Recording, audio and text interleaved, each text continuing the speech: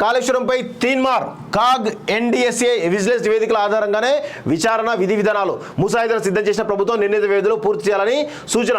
High court మాజీ judge నేతృత్వంలో commission మాజీ సీఎం కేసీఆర్ సహా అప్పటి మంత్రి ఉన్నతాధికారులు విచారించే అవకాశం అంటూ ఒకరిని చూస్తా ఉన్నాం. కాళేశ్వరం ఎత్తిపోతల పథకంలోని అన్ని కాంపోనెంట్లపై హైకోర్టు మాజీ జడ్జి నేతృత్వంలోని కమిషన్తో విచారణ జరిపించాలని రాష్ట్ర ప్రభుత్వం సూత్రప్రాయంగా నిర్ణయించింది.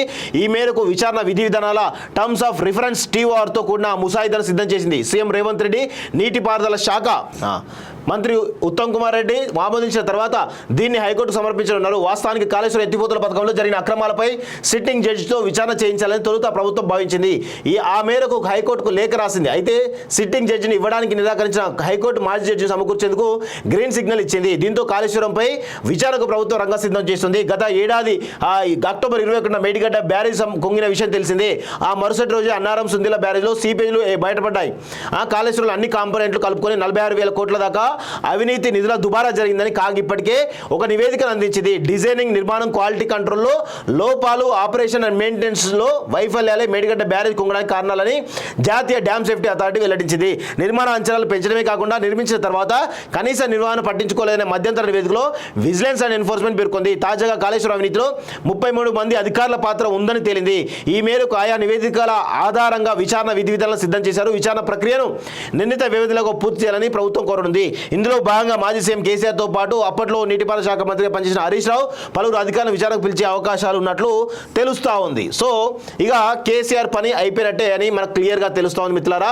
ఎందుకు అంటే ఈ కాళేశ్వరం ఏదైతే ఉందో ఈ కాళేశ్వరం ప్రాజెక్టులో దాదాపు 45,000 కోట్ల రూపాయల అక్రమాలు జరిగినాయని చెప్పేసి కూడా పెద్ద ఎత్తున కాగే తేల్చింది. వాస్తవంగా ఇది రాష్ట్ర ప్రభుత్వంలో ఉన్నట్టు కాంగ్రెస్ తెలుసలేదు, అదేవిధంగా జాతీయ స్థాయిలో ఉన్నటువంటి వేరే తెలుస్తుంది. కాగ్ అనేది కాంట్రోలర్ అండ్ ఆడిటర్ జనరల్ ఏదైతుందో ఆడిటర్ జనరల్ ఏదైతుందో కాగ్ ఇచ్చినటువంటి నివేదిక ప్రకారం 45,000 కోట్ల భారీ స్కామ్, 45,000 కోట్ల ఈ ప్రపంచంలోనే ఇది అతిపెద్ద స్కామ్ గా మనకు తెలుస్తా ఉంది.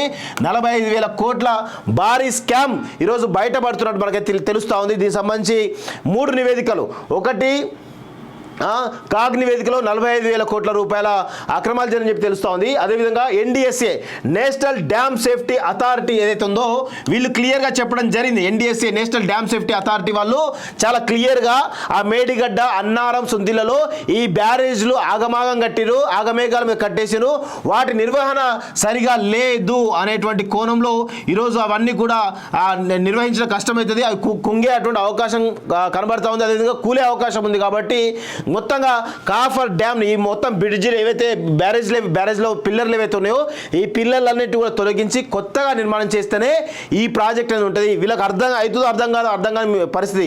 ఎందుకంటే ఈరోజు వాటర్ ఫ్లో అనేది చాలా భారీగా ఉంటుంది. గుర్తుపెట్టుకోవాలి, వాటర్ ఫ్లో అనేది ఆ యొక్క భారీ ఎత్తున ఫ్లో ఉంటుంది, ఆ ప్రెషర్ అనేది భారీగా ఉంటుంది వాస్తవంగా. సో దాన్ని తట్టుకోవడం అంత ఈజీ కాదు. చిన్న పిల్లర్లు కుంగితే ఏమవుతుందని అంటూ ఉన్నారు. ఒక పిల్లర్ అన్నారు ఫస్ట్, తర్వాత 2 అయినాయి, తర్వాత 3 అయినాయి, తర్వాత ఇప్పుడు 5 అయినాయి. రేపు అన్ని పిల్లలు కూడా అదే అవుతుంది. ఏం చేస్తారా? రోజు ఎప్పటికప్పుడు మరమ్మతు చేసుకుంటారా? కనీసం వాటర్ ఫ్లో ఎంత ప్రెషర్తో ఉంటుందో కనీసం అవగాహన లేనటువంటి సన్నాసులు మీరు పోయి ఈరోజు కాళేశ్వరం దగ్గర పోయి అది చేస్తూ ఉన్నారు. సిగ్గుండాలి కొంచెమైనా. మీరు కాగిచ్చిన నివేదిక మీకు అర్థం కాదు, ఎన్డీఎస్ఏ ఇచ్చిన నివేదిక అర్థం కాదు. అదేవిధంగా స్టేట్ విజిలెన్స్ కూడా చాలా క్లియర్గా చెప్పడం జరిగింది. ఏ విధంగా లోపాలు జరిగినాయి, ఏ విధంగా ఏం జరిగింది, ఏ అధికారులు పాల్గొన్నారని చెప్పేసి చాలా క్లియర్గా చెప్తా ఉన్నారు. అంటే వీళ్ళకి ఏది కూడా వద్దు, ఈ 3 నివేదికలు తప్ప అని చెప్పేటువంటి దమ్ము ధైర్యం ఈరోజు కేసీఆర్ కానీ హరీష్ రావు కానీ కేటీఆర్కి ఉందా అని మేము అడుగుతా ఉన్నాం. సిగ్గు లేకుండా ఇంకా కట్టిందే పనికిమాలిన ప్రాజెక్టు ఆగమేఘం మీద కట్టేసి కోట్ల రూపాయలు దొబ్బి తిన్నారు. అది కాకుండా మళ్ళీ దాన్ని సమర్థించుకుంటారు. ప్రజలు తువని ఉంచుతారు మీ ముఖం మీద, ఈ కల్వకుంట్ల కుటుంబం మీద. ఇంకా బుద్ధి వస్తలేదు మీకైతే. ఈ 3 నివేదికల ఆధారంగా మాజీ జడ్జి చేత ఈరోజు విచారణ జరిపించేటువంటి అవకాశం అయితే మాజీ